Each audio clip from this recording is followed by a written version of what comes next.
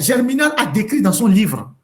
C'est des gens qui travaillent comme si on était encore au 16e, 17e siècle. C'est des ouvriers qui sont à la merci de leur patron, qui les exploitent comme ils veulent. Les gens meurent au porte-nombre là-bas. On ne donne même pas l'argent pour les enterrer. Ils n'ont pas de sécurité sociale. Ils n'ont rien. C'est des forçats. Voilà l'expression. Les gens qui travaillent au port autonome de Lomé, au Togo aujourd'hui, c'est des forçats. Et c'est des gens qui sont de toutes les ethnies togolaises. Vous voyez, il y a plein de jeunes qui sont au nord du Togo, d'Apaon, Kara, tout ça, où il n'y a pas d'activité, il n'y a pas d'industrie. Quand ils ont un peu de diplôme, ils descendent à Lomé. Quand ils arrivent à Lomé, au lieu que leur grand frère leur trouve de bon boulot, on dit, ah, va au port. Et ils deviennent dockers au port. Et c'est des forçats. C'est des forçats.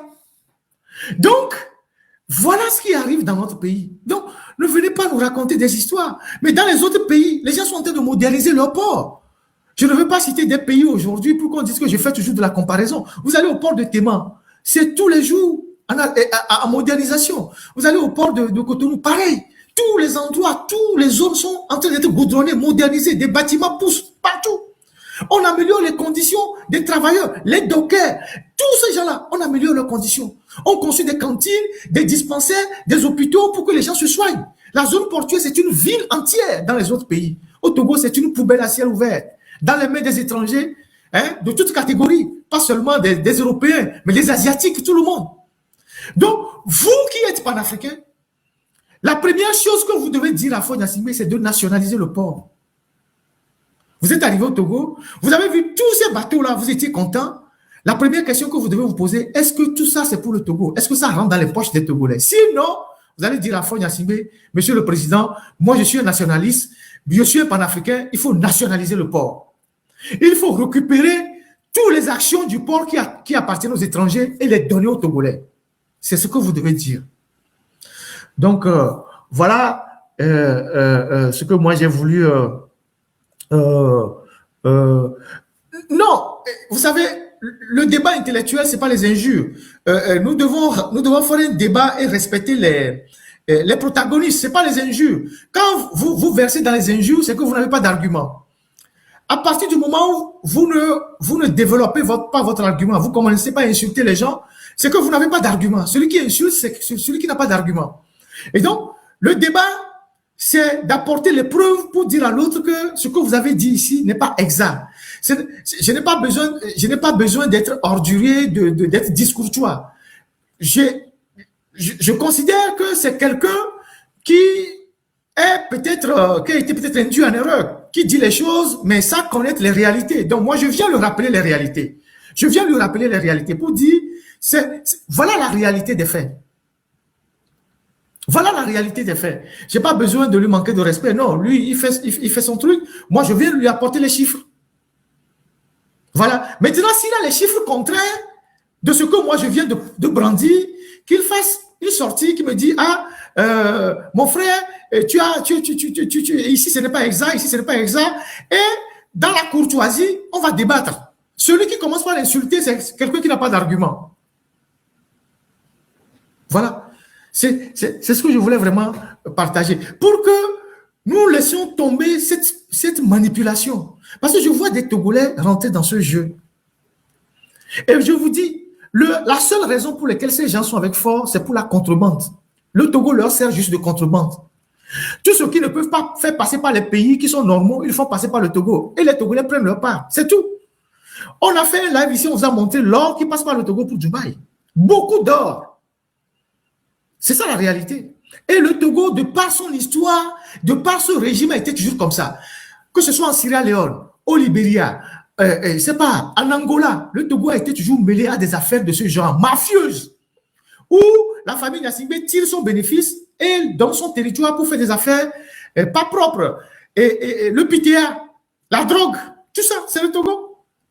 Les bateaux fantômes, bateaux poubelles, bateaux pavillons togolais dans le monde entier, qui transportent la drogue, les migrants, les armes, c'est le Togo qui leur fournit ça. Parfois, ils vendent même un pavillon à $1 million.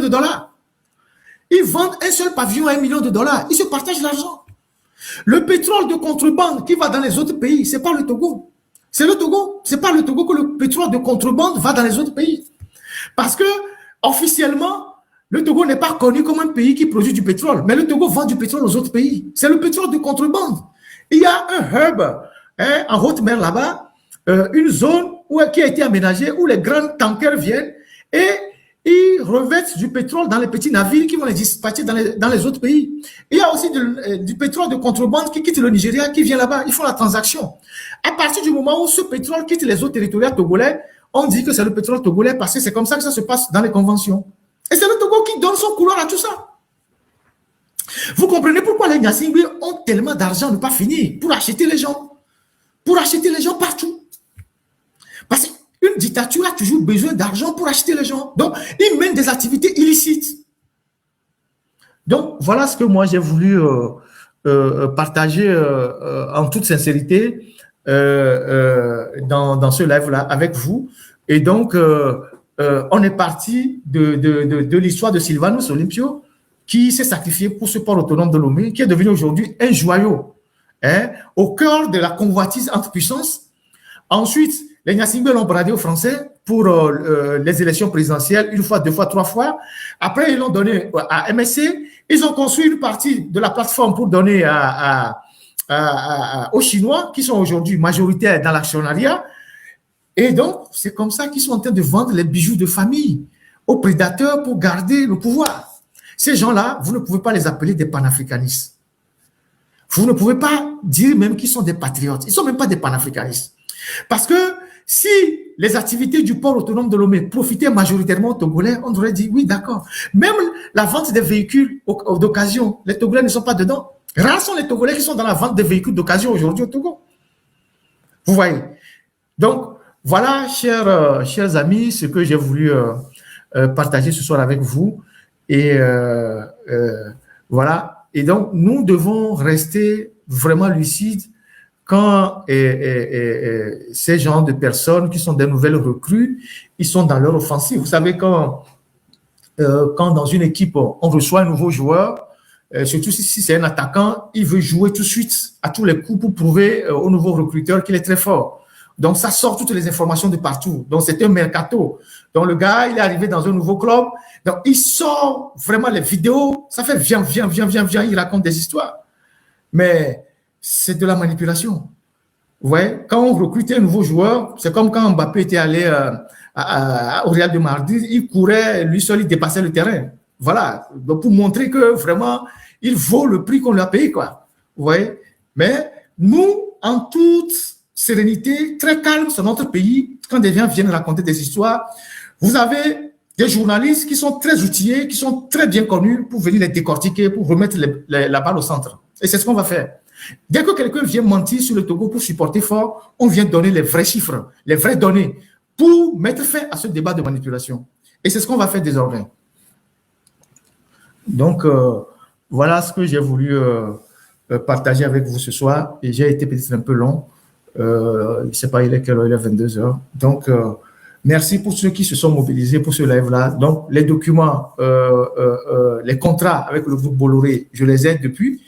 Vous voyez, quand je vous dis que moi j'ai des documents, je fais mes enquêtes depuis, je stocke mes documents, les gens pensent que bon, je ne suis pas un plaisantin, hein, moi je travaille. Chaque jour que je fais, moi je travaille, j'ai des trucs. Donc, j'ai des trucs qui sont là, qui sont au frigo, et quand quelqu'un vient pour raconter des histoires, je les sors et je le mets devant les faits accomplis. Donc voilà, et il n'y a pas un journaliste au Togo qui ait plus travaillé sur le groupe Bolloré que moi. J'ai énormément travaillé sur le groupe Bolloré, sur les concessions portuaires, tout ce qui s'est passé.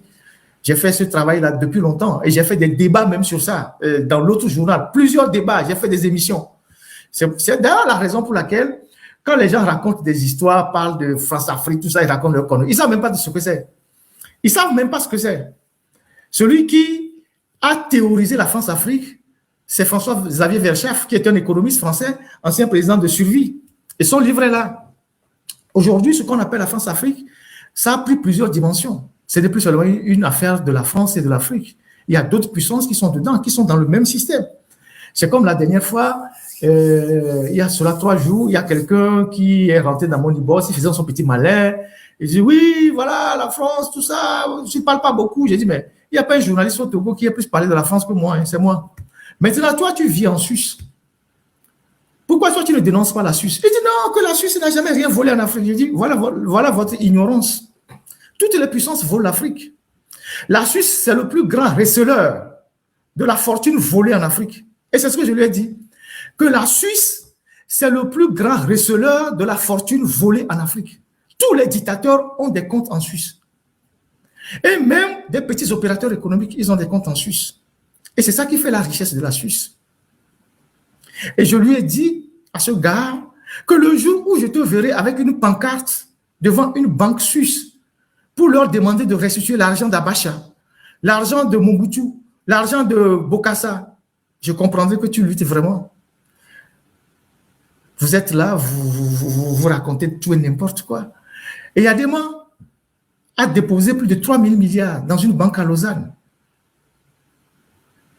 Et Yadema avait mis dans une banque à Lausanne en Suisse plus de 3 000 milliards.